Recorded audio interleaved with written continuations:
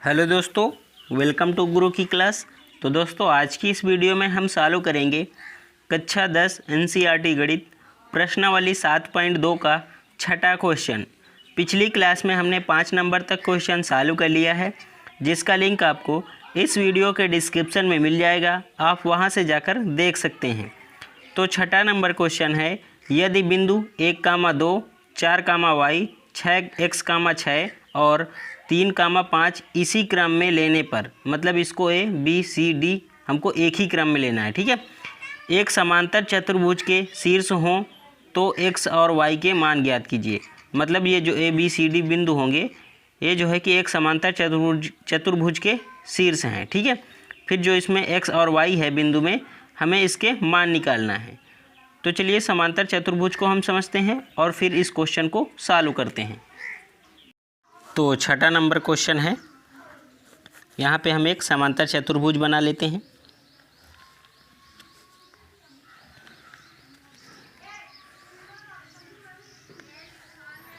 इसका नाम दे देते हैं A B C और D। समांतर चतुर्भुज में जो आमने सामने की भुजा होती है वो बराबर होती है। अगर ये DC भुजा को अगर इसकी दूरी हम A मान रहे हैं तो AB भुजा की भी दूरी A होगी, क्योंकि इसके सामने है। और जो AD भुजा है, अगर इसकी दूरी को हम B मान लेते हैं तो BC भुजा की भी दूरी क्या होगी? D होगी। मतलब इसके सामने की भुजाएं, समांतर चतुर्भुज में आमने सामने की भुजाएं आपस में बराबर होती हैं, ठीक है। और इसके जो विकर्ण होते हैं वो बराबर नहीं होते हैं, याद रखना आपको, ठीक है। यहाँ पे जो विकर्ण हैं AC और BD, ये AC हो गया और ये जो BD है, ये आपस में बराबर नहीं होते हैं, ठीक है। लेकिन जहाँ पे ये समद्विभाजित करते हैं, या मतलब जहाँ पे ये बिंदु बनता है, मिलते हैं, तब ये एक दूसरे को आधा आधा बांट देते हैं, ठीक है। मतलब अगर इस बिंदु को हम यहाँ पे P नाम दे देते हैं तो मतलब AP बराबर PC हो जाएगा। मतलब ये वाली A से P की दूरी वही दूरी P से C के बराबर होगी, ठीक है। और यहाँ पे DP, ये वाली दूरी D से P की दूरी P से B की दूरी के बराबर हो जाएगी, ठीक है। विकर्ण जो है कि बराबर नहीं होते हैं, लेकिन ये जो आपस में जहाँ पे मिलते हैं वे एक दूसरे को समद्विभाजित कर देते हैं, आधा आधा कर देते हैं, ठीक है। आपको याद रखना है, विकर्ण बराबर नहीं होते, ठीक है। अब इसको हमें कैसे समझना है? जो बिंदु दिए हैं, हम उस बिंदु के यहाँ पे नाम दे देते हैं। पहला बिंदु क्या दे रखा है? 1,2। हम देखो क्रम से लेंगे, इसमें दे रखा है ना, इसी क्रम में लेने पर पहला A है तो A वाले बिंदु क्या हो जाएगा? 1,2 हो जाएगा। दूसरा क्या बिंदु है? 4,y, उसको हम B लेंगे, 4,y। तीसरा बिंदु क्या है? तीसरा बिंदु दे रखा है x,6, तो ये C वाला हो जाएगा x,6। और चौथा क्या है? 3,5, तो ये D वाला हो जाएगा 3,5, ठीक है। अब हमें क्या करना है? हमें जो है कि x और y के मान निकालना है। तो इसको हम कैसे करेंगे, अब आप ये समझिए। हमने बताया ये विकर्ण जो है कि एक दूसरे को समद्विभाजित कर देते हैं, मतलब आपस में बराबर इक्वल देते हैं, ठीक है। लेकिन आपको यहाँ पे एक बात ये याद रखनी है, जो यहाँ पे बिंदु होता है दोनों के लिए सेम होता है, ठीक है। ये आपको याद रखना है। अगर ये वाले इस BD भुजा का जो यहाँ पे अगर मध्य बिंदु करके इसमें निकालेंगे, इसके शीर्ष, वही जो है कि AC वाले के मध्य बिंदु होंगे, सेम बिंदु एक ही होता है, ठीक है। तो यहाँ पे हम क्या करेंगे? अगर AC का हम मध्य बिंदु निकालेंगे तो P आएगा, ठीक है। DP का मध्य बिंदु निकालेंगे तो भी P आएगा। रेखा हालांकि वो विकर्ण बराबर नहीं होते, लेकिन बिंदु एक ही रहेगा, ठीक है। जो इसका मध्य बिंदु करने पर, AC का मध्य बिंदु करने पर बिंदु आएगा, वही जो है कि DB का मध्य बिंदु करने पर वही बिंदु आएगा, ठीक है। तो हम ऐसा करेंगे, दोनों के मध्य बिंदु कर लेंगे और फिर जो यहाँ पे दो बिंदु बनेंगे, उन दोनों बिंदु को x वाले के x के बराबर कर देंगे, y वाले को y के बराबर कर देंगे, ठीक है। क्योंकि उसमें x और y दोनों रहेंगे, तो x y अगर मान में रहते हैं तो मान नहीं निकलता, तो हम दोनों को बराबर करेंगे। इसको हम करेंगे आगे, तब आपको और अच्छे से समझ में आएगा, ठीक है। तो पहले हम मान लेते हैं यहाँ पे, ठीक है। लिख लेंगे माना A को हमने A के निर्देशांक क्या माने हैं? A के निर्देशांक 1,2 माने हैं। माना A 1,2, B क्या है? 4,y, और C क्या है? C कर देंगे, C के निर्देशांक क्या है? x,6, और D के निर्देशांक क्या माने हैं? 3,5। क्या है ये? समांतर चतुर्भुज हैं। समांतर चतुर्भुज के शीर्ष बिंदु हैं। ठीक है, ये समांतर चतुर्भुज के शीर्ष बिंदु हैं। अब देखो AC का मध्य बिंदु क्या होगा? P होगा, और DB का मध्य बिंदु क्या होगा? P होगा। तो हम पहले इसके मध्य बिंदु निकाल लेते हैं AC के, और जो इन दोनों के X और Y मध्य बिंदु होंगे वही मध्य बिंदु सेम किसके? DB के मध्य बिंदु होंगे, लेकिन बराबर मान नहीं आएगा क्योंकि इसमें एक में X लगेगा और X में Y लगेगा। फिर हम X वाले को X के बराबर कर लेंगे, Y वाले को Y के बराबर कर लेंगे। तो यहाँ पर हम लिख लेंगे AC का मध्य बिंदु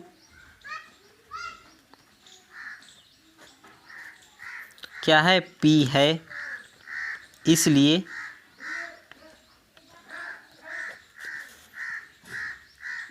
मध्य बिंदु सूत्र से अगर इसको हमने x y माना तो यह क्या हो जाएगा? x बराबर x1 प्लस x2 बटे 2, y बराबर क्या हो जाएगा? y1 प्लस y2 बटे 2। अब P बिंदु के हमें मध्य बिंदु है AC का P, तो मध्य बिंदु निकालने के लिए फार्मूला क्या होता है?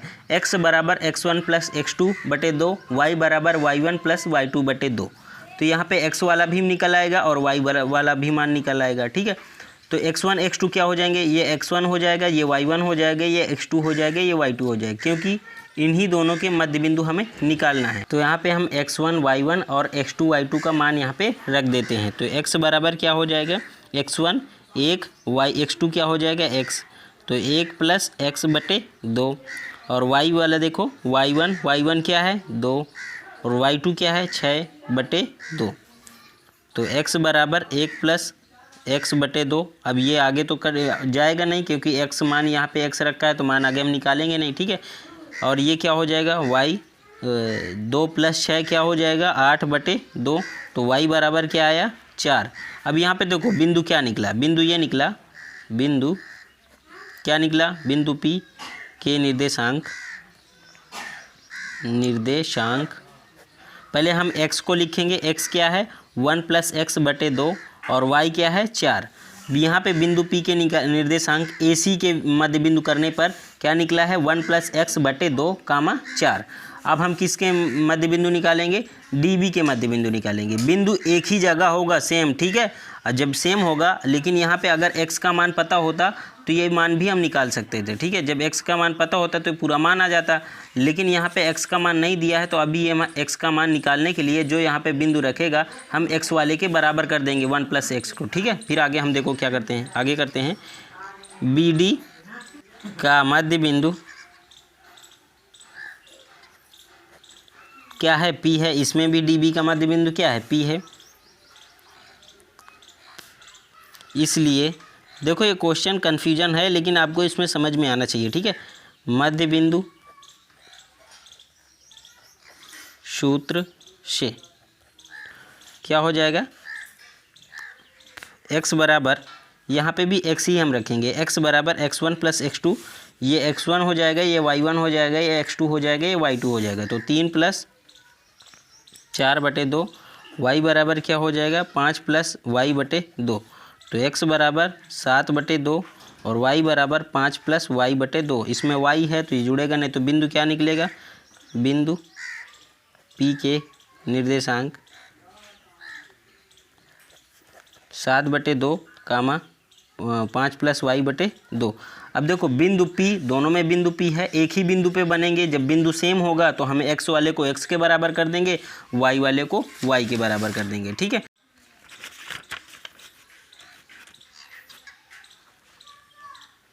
दोनों के मध्य बिंदु सेम एक ही बिंदु पर हैं, तो अब सीधा सा हम लिख देंगे। ठीक है, क्या लिख देंगे? x वाले को x के बराबर कर देंगे, मतलब इसमें 1 प्लस x बटे 2 x है, इस वाले में क्या है? x 7 बटे 2, तो इसके बराबर कर देंगे 1 प्लस x बटे 2 7/2 के बराबर हो जाएगा। y वाला क्या है, y वाला इधर 4 है और इधर क्या है 5 + y/2, तो इसकी में हम कर देंगे 5 + y/2 बराबर 4। ठीक है, अब इसमें मान निकाल लेंगे, तिर्यक मल्टीप्लाई करेंगे, 2 का इसमें होगा 2x 7 दूनी 14, तिर्यक मल्टीप्लाई कर दिया। ठीक है, इधर भी हम तिर्यक मल्टीप्लाई कर देंगे, 1 का इसमें पूरे में होगा और 2 का 4 में होगा, 1 का इस 5 + y में होगा तो 5 + y हो जाएगा, 2 का 4 में होगा 8 हो जाएगा। अब 2x रोक लेंगे, 2 को उधर भेजेंगे, 14 - 2 हो जाएगा, 2x ये घटकर 12 आएगा, x बराबर 12/2 आ जाएगा। तो ये क्या हो जाएगा, x बराबर 2 × 12, तो x बराबर क्या निकला 6। इधर क्या आएगा, y रोक लेंगे 8, ये उधर 5 जाएगा माइनस में, तो y बराबर क्या निकला 3। इस क्वेश्चन को आप एक तरह से और कर सकते हैं, मैं आपको बता दूं। अभी मैंने क्या बताया, समांतर चतुर्भुज में जो सामने की भुजाएं होती हैं वो आपस में बराबर होती हैं। ठीक है, मतलब ये वाली भुजा इसके बराबर होगी, बी वाली भुजा बी के बराबर होगी, आमने सामने की भुजाएं। तो यहाँ पे हम क्या कर सकते हैं, इन दोनों के बीच की दूरी, इन दोनों के बीच की दूरी निकालेंगे, फिर हम यहाँ पे बराबर कर देंगे, दोनों के बीच की दूरी को बराबर कर देंगे, क्योंकि यहाँ पे y रहेगा और इसमें x रहेगा, तो हमारी एक समीकरण बनेगी। ठीक है, यहाँ पे इन दोनों के बीच की दूरी, इन दोनों की बीच की दूरी बराबर कर देंगे तो यहाँ पे समीकरण बनेंगे, मतलब 2 समीकरण बनेगी, फिर दोनों समीकरण को हम सॉल्व कर लेंगे, तब भी हमारा x और y निकल आएगा मान। ठीक है, क्योंकि हमें x और y के मान निकालने।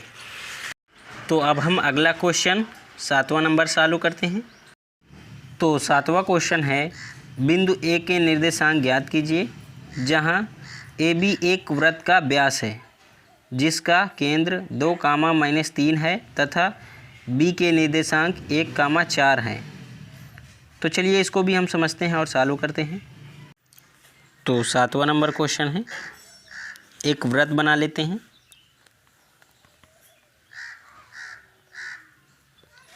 यहाँ पे इसका केंद्र है, इसको हम बीच में केंद्र, जहाँ पे प्रकार के नोक रख के ऐसे गोला खींचते हैं उसको हम केंद्र बोलते हैं। केंद्र जो है कि बीच में होता है।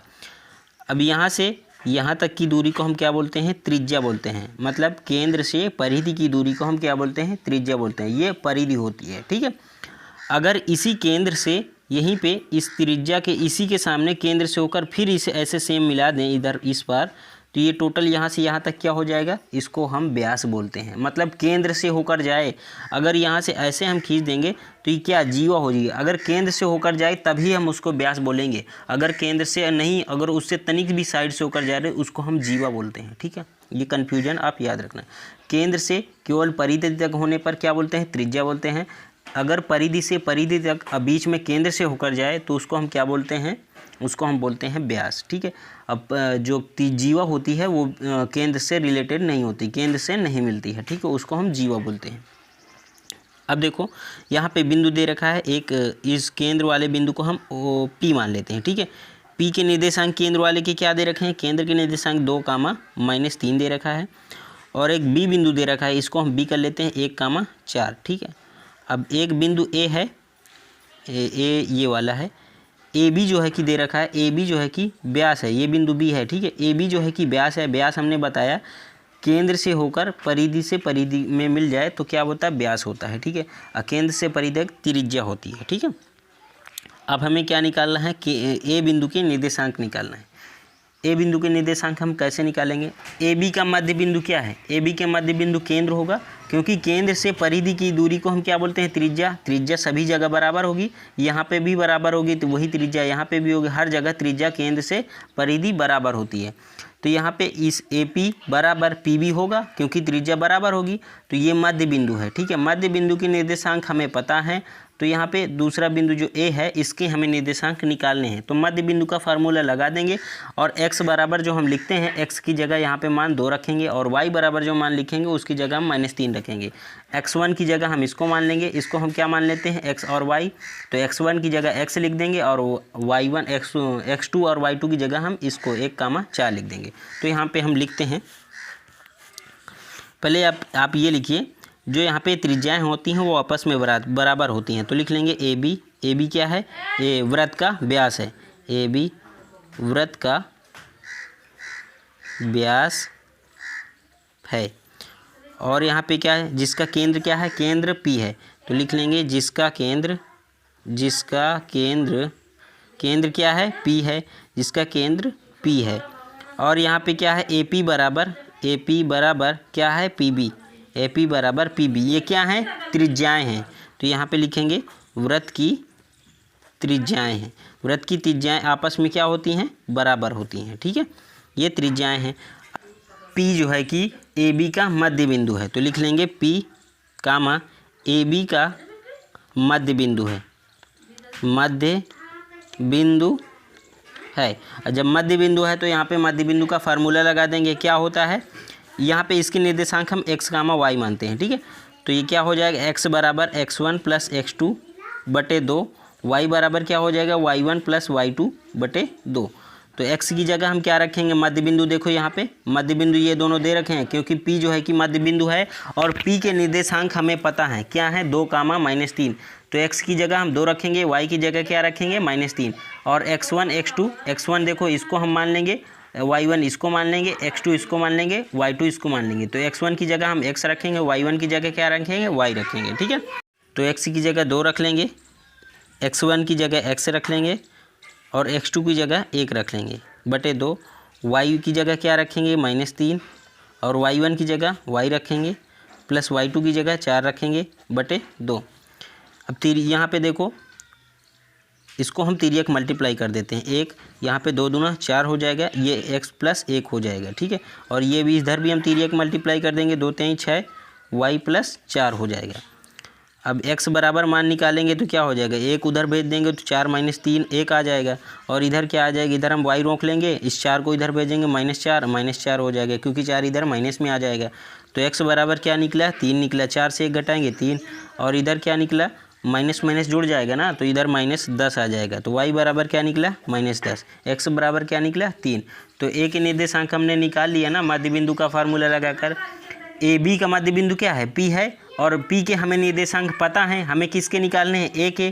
तो x1 x2 और x1 y1 x2 y2 इसके मध्य बिंदु करेंगे, ये इसके निर्देशांक हमें पता थे तो इसके निकालना था। तो x1 और y1 की जगह हमने इसको रख दिया है, ठीक है। तो यहाँ पे हम लिख लेंगे अतः बिंदु ए के निर्देशांक क्या है, पहले x को लिखेंगे फिर y को लिखेंगे, तो निर्देशांक क्या है 3 कामा -10 हैं, ठीक है। तो 7वां क्वेश्चन भी हमारा सॉल्व हो चुका है। अब हम 8वां क्वेश्चन सॉल्व करते हैं। तो 8वां क्वेश्चन है, यदि a और b क्रमशः -2 कामा -2 और 2 कामा -4 हो तो बिंदु P के निर्देशांक ज्ञात कीजिए, ताकि AP बराबर 3/7 AB हो और P रेखाखंड AB पर स्थित है। एक रेखाखंड AB A के निर्देशांक -2 कामा -2 और B के निर्देशांक 2 कामा -4 हो तो P के निर्देशांक क्या, P जो है कि उसी रेखाखंड AB में कहीं पे स्थित है, ठीक है। तो हमें P के निर्देशांक ज्ञात करना है, ठीक है। और AP बराबर 3/7 AB दे रखा है। तो चलिए इसको भी हम सॉल्व करते हैं। तो 8वां नंबर क्वेश्चन है, यहाँ पे एक रेखाखंड हम खींच लेते हैं, ठीक है। इसका नाम A दे देते हैं, इसका B, और इसके निर्देशांक जो दे रखे हैं क्या दे रखा है -2 कामा -2, और इसके निर्देशांक क्या है 2 कामा -4। अब इस रेखाखंड में P बिंदु स्थित है, P बिंदु मान लिया यहाँ पे कहीं स्थित है, ठीक है, ये P बिंदु। अब इस P बिंदु के हमें निर्देशांक ज्ञात करना है, ठीक है। तो कैसे ज्ञात करेंगे, इसके हम निर्देशांक मान लेते हैं x, y, ठीक है।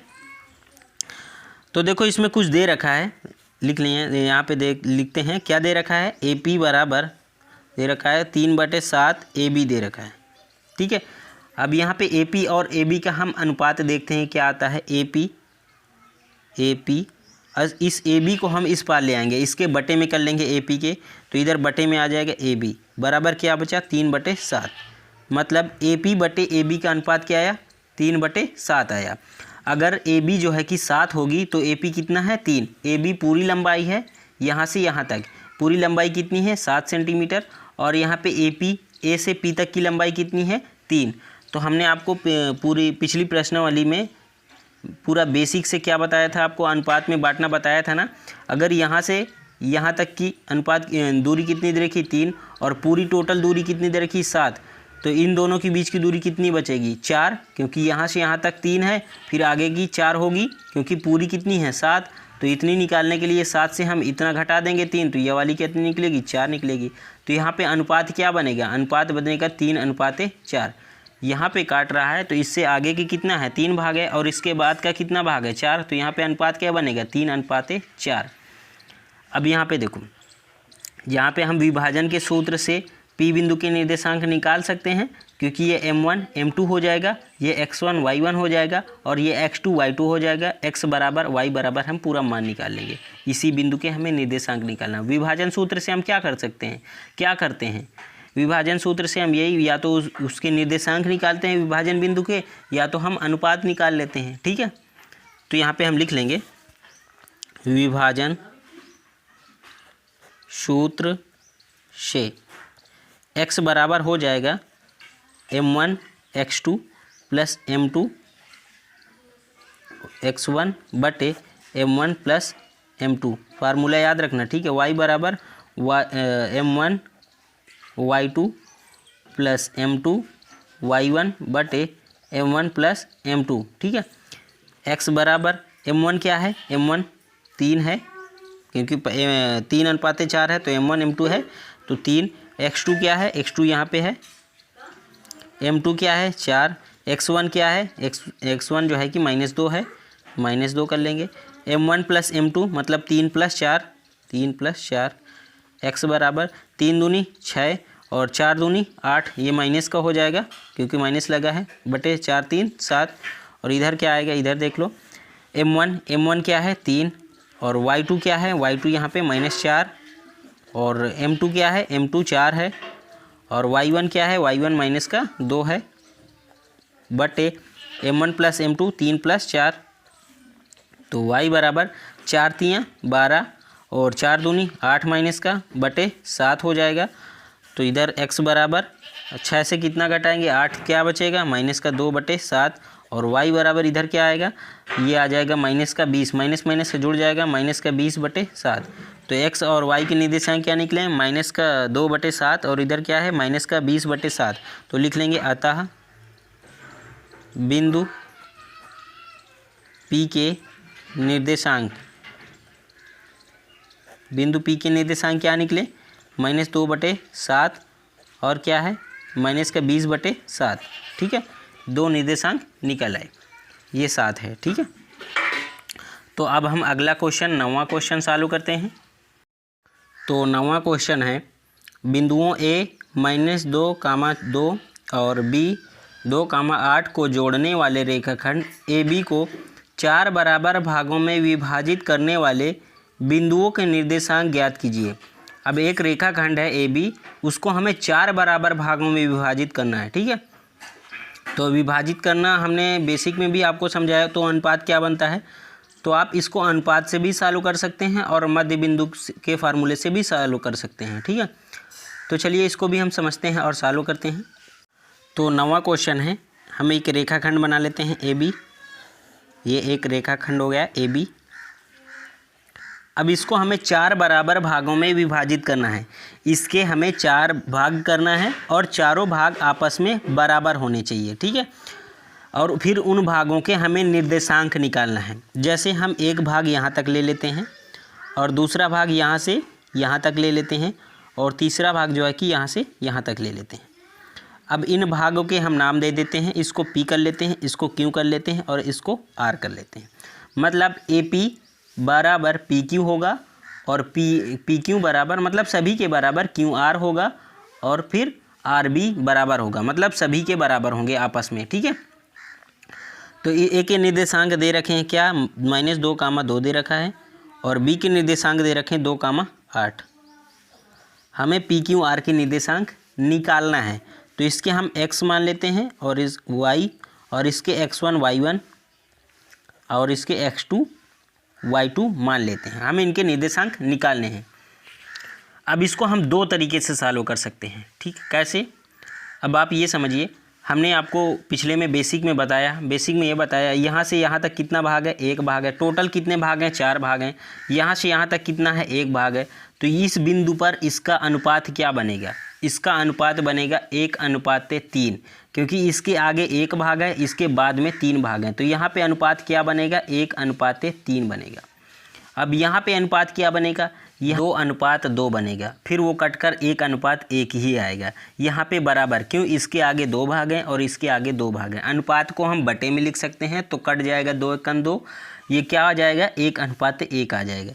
मतलब ए से क्यू तक की दूरी और क्यू से बी तक की दूरी बराबर है, मतलब ये बीचों बीच में है। अगर ए बी का मध्य बिंदु का फार्मूला लगाएंगे तो यही बिंदु आएगा, क्योंकि इसके भी 2 भाग और इसके भी 2 भाग, मतलब ये बीचों बीच में है। ठीक है, अब देखो इस बिंदु पर अनुपात क्या निकलेगा, इस बिंदु पर अनुपात निकलेगा, इसके आगे में कितने भाग हैं, 3 भाग हैं, इसके बाद में कितने भाग हैं, 1 भाग है, तो यहाँ पे अनुपात क्या बनेगा, 3:1 बनेगा। यहाँ पे क्या अनुपात बनेगा, 2:2, जो कट कर क्या आ जाएगा, 1:1 ही आ जाएगा। तो अनुपात निकालना है तो आपको पता हो गया, जितने भाग उसके आगे होंगे उतने भाग उसके पीछे होंगे, अनुपात हम लिख देंगे, लेकिन बराबर होने चाहिए। ठीक है, अब इसको हम अनुपात से कर सकते हैं, विभाजन के सूत्र से। हमें अनुपात पता हो गया तो इस बिंदु के हम क्या निकाल सकते हैं, इस बिंदु के हम निर्देशांक निकाल सकते हैं, क्योंकि अनुपात हमें पता हो गया है। अब इसको हम x1 y1 और इसको हम x2 y2 करके इस बिंदु के निर्देशांक निकाल सकते हैं, क्योंकि हमें m1 m2 पता हो गया और विभाजन फार्मूले से हम इस बिंदु के निर्देशांक निकाल लेंगे। इस बिंदु के निर्देशांक हम विभाजन सूत्र से निकाल सकते हैं, क्योंकि अनुपात हमें पता हो गया। इस बिंदु के निर्देशांक हम भी विभाजन के सूत्र से निकाल सकते हैं, क्योंकि इसके भी हमें अनुपात पता हो गया। ठीक है, लेकिन हम यहाँ पे विभाजन के सूत्र से नहीं करेंगे, आपको हम यहाँ पे मध्य बिंदु के सूत्र से बता रहे हैं। क्यों, अब आप ये समझिए, हमने फिर आपको समझाया, ए से क्यू तक की दूरी और क्यू से बी तक की दूरी बराबर है, क्योंकि ए बी का मध्य बिंदु क्या है, क्यू है। ये दोनों के मध्य बिंदु, क्योंकि इसमें इसके आगे भी 2 भाग हैं और इसके पीछे भी 2 भाग हैं, ये बीचों बीच में है। तो मध्य बिंदु का फार्मूला हमने आपको क्या बताया, x बराबर x1 प्लस x2/2, y बराबर y1 प्लस y2/2। हम पीछे सॉल्व करते आ रहे हैं ना, तो यहाँ पे हम लिख देंगे। अब आप विभाजन के सूत्र से भी इसको सॉल्व कर सकते हैं और मध्य बिंदु के सूत्र से भी सॉल्व कर सकते हैं। ठीक है, तो यहाँ पे हम इसको मध्य बिंदु के सूत्र से ही आपको सॉल्व करके बताएंगे, विभाजन के सूत्र से काफ़ी लंबा हो जाएगा। ठीक है, तो यहाँ पे हम लिख देते हैं AP क्यों किसका मध्य बिंदु है, क्यों AB का मध्य बिंदु है, मध्य बिंदु है, तो मध्य बिंदु सूत्र से क्या होता है, x बराबर x1 प्लस x2/2, y बराबर y1 प्लस y2/2।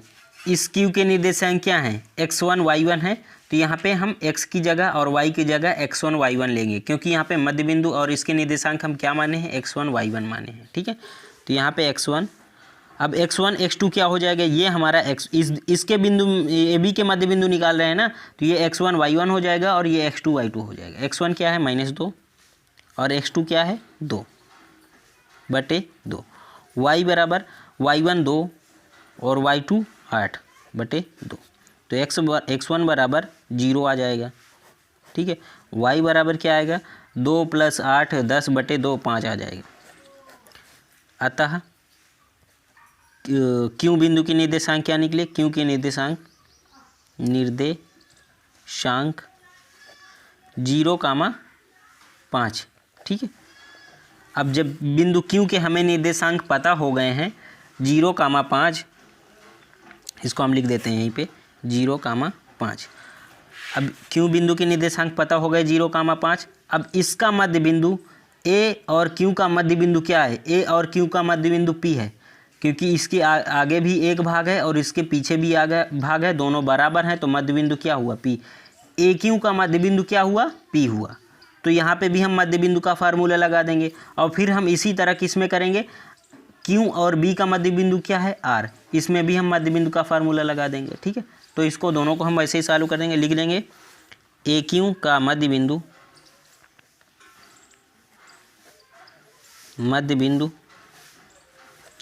क्या है, पी है, तो मध्य बिंदु सूत्र से इसमें हम क्या है x1 x है y है, तो सीधा से लिख देंगे x बराबर क्या आ जाएगा, ये हमारा x1 y1 हो जाएगा। अब इन दोनों के मध्य बिंदु का निकाल रहे हैं तो ये x1 हो, ये x2 हो जाएगा, ये y2 हो जाएगा। इन दोनों के मध्य a और q के मध्य निकाल रहे हैं तो ये x2 हो जाएगा, ये y2 हो जाएगा, ये x1 हो जाएगा, ये y1 हो जाएगा। ठीक है, तो x1 - 2 + 0/2 और y बराबर क्या निकलेगा, y बराबर 2 + 5/2, क्योंकि अभी हमने क्या निकाला है 0 और 5, तो यहाँ पे 0 और 5 रख दिया। ठीक है, x बराबर ये -1 आ जाएगा, क्योंकि -2 + 0 करेंगे -2 आ जाएगा, कट जाएगा तो -1 आ जाएगा। y बराबर 7/2 आ जाएगा।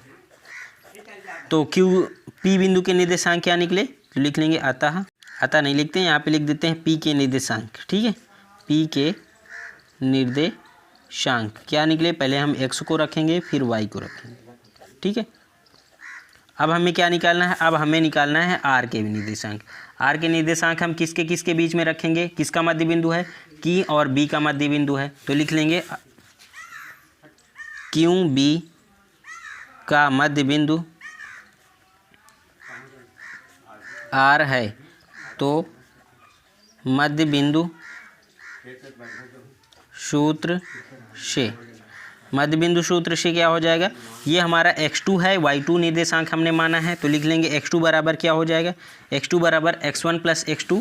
अब किसके किसके बीच के निकाल रहे हैं, इसके और इसके बीच की निकाल रहे हैं, तो ये वाला क्या हो जाएगा x1 y1 हो जाएगा और ये x2 y2 हो जाएगा, तो 0 + 2 हो जाएगा और 5 + 8 हो जाएगा, तो 0 + 2/2 और इधर y2 बराबर क्या आ जाएगा, 5 + 8 आ जाएगा। ठीक है, तो x2 हमने यहाँ पे माना है, इसीलिए यहाँ पे अगर आप मानते नहीं x बराबर ही सीधा मान निकलता, लेकिन हमने r के निर्देशांक x2 मान लिया है ना, तो यहाँ पे इसीलिए हम यहाँ पे x2 रख रहे हैं। ठीक है, तो ये 0 में 2 जोड़ेंगे 2/2 हो जाएगा, तो कट कर x2 बराबर क्या आएगा 1 आ जाएगा, और इधर क्या आ जाएगा y2, ये 8 × 5 = 13/2, तो y2 क्या निकला 13/2। तो देखो बिंदु r के निर्देशांक क्या निकले, r के निर्देशांक यहाँ पे लिख देते हैं निर्देशांक 1, 13/2। तो हमें यही अनुपात हमें निकालने थे, तो इसके भी अनुपात हमने निकाल लिया।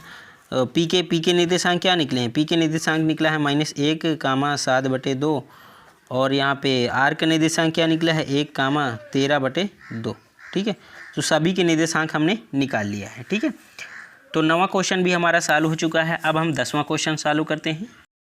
तो 10वां क्वेश्चन है, एक समचतुर्भुज का क्षेत्रफल ज्ञात कीजिए जिसके शीर्ष इसी क्रम में 3, 0, 4, 5, -1, 4 और -2, -1 हैं। संकेत इसमें दे रखा है। ठीक है, समचतुर्भुज का क्षेत्रफल क्या होता है 1/2 d1 × d2, d1 d2 क्या है विकर्ण है, विकर्ण का गुणनफल। ठीक है, d1 d2 हमने विकर्ण माना है, तो 1/2 d1 d2 गुणे। ठीक है, तो इसके जो है कि शीर्ष दे रखे हैं 3, 0, 4, 5, -1, 4 और -2, -1। ठीक है, तो चलिए इसको भी हम चालू करते हैं। तो 10वां क्वेश्चन जो कि इस प्रश्नावली का लास्ट क्वेश्चन है, यहाँ पे हम समचतुर्भुज की आकृति बना लेते हैं। ठीक है, इसका नाम हम A, B, C और D दे देते हैं। देखो समचतुर्भुज की जो भुजाएं होती हैं वो आपस में सभी भुजाएं बराबर होती हैं। अगर ये AB भुजा A होगी तो BC भी A होगी और CD भी A होगी और DA भी A होगी, सभी भुजाएं आपस में बराबर होती हैं। इसके जो विकर्ण होते हैं वो अलग अलग होते हैं, मतलब AC विकर्ण और DB विकर्ण जो होंगे वो अलग अलग होते हैं। ठीक है, तो निर्देशांक क्या दे रखे 3, 0 और यहाँ पे 4, 5 और -1, 4 और इसके क्या दे रखे हैं -2, -1।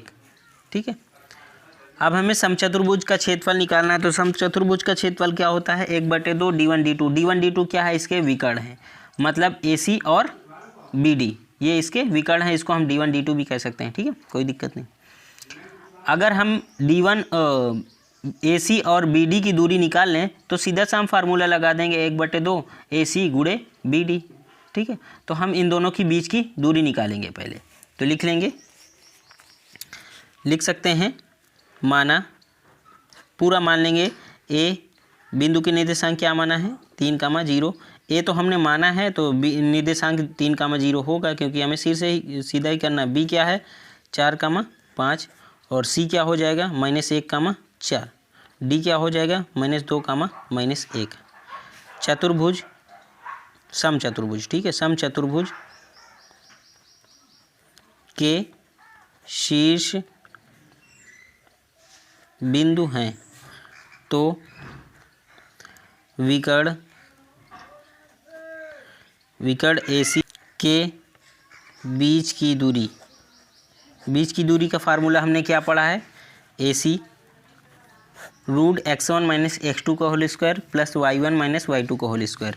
तो x1 x2 इसको मान लेंगे और x2 y2 इसको हम मान लेंगे, ठीक है। तो x1 - x2 मतलब 3 - 1 यहाँ पे पहले से लगा है, तो 3 + 1 हो जाएगा माइनस, और y1 - y2 मतलब 0 - 4 का स्क्वायर, 0 - 4 का स्क्वायर। तो 3 1 4, 4 का स्क्वायर, ये -4 हो जाएगा स्क्वायर, 16 + 16 हो जाएगा। अब ये क्या हो जाएगा 32। अब AC बराबर क्या आ जाएगा, 32 का वर्गमूल ले लेंगे, 32 का वर्गमूल लेंगे 4√2 आ जाएगा। अब हम किसके बीच की दूरी निकालेंगे, DB के बीच की दूरी निकालेंगे, BD के बीच की दूरी। सीधा सा इसमें हम फार्मूला रख देते हैं, x1 ये हो जाएगा x1 y1, ये हो जाएगा x2 y2। तो -2 - 4 -2 - 4 के स्क्वायर प्लस -1 - 5 के स्क्वायर, -6 हो जाएगा, जुड़ जाएगा, -6 हो जाएगा, जुड़ जाएगा, 6 का स्क्वायर 36 प्लस 36, तो 36 + 36 72 हो जाएगा। 72 को हम क्या लिख सकते हैं, 72 को हम क्या लिख सकते हैं, 72 को हम लिख सकते हैं 6√2, ठीक है। √72 को अगर हम रूट में लिखेंगे तो 6√2 लिख सकते हैं। अब हमें क्या है, AC और BD की मतलब लंबाई हमें पता हो गई है, बीच की दूरी पता हो गई है। तो यहाँ पे सीधा इसको हम D1 D2 बोल सकते हैं, विकर्ण है ना, तो सीधा फार्मूला हम लगा देंगे, विकर्ण की लंबाई तो हमें पता हो गई है। तो लिख लेंगे समचतुर्भुज